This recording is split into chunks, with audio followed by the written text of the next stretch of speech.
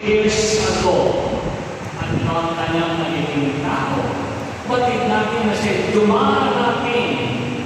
present progressive, dumarating, at ang kanyang pagdating ay natin naranasan sa mga sakramento, sa binyag, sa kasal, sa umpisal, sa kumpil, sa unang komunyon, sa Santa Misa, sa ating pagbabasa ng Biblia, sa dumating ating nararamdaman. Hindi bago ang bibig natin na kung saan sinasabi natin at ikay nasabihan, nakita ko ang Diyos sa iyo, naranasan ko ang Diyos sa iyo,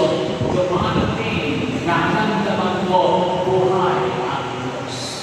At mga kapatid, si Jesus ay dating future tense na kung saan ibang sinasabi natin sa ating credo, sa sumasampalataya, siya darating upang hukuman ang lahat ng nabubuhay at namamatay na tao. Ngayon ang panahon ng pagdating at pinili at ito at dalagin tatlong pamamaraan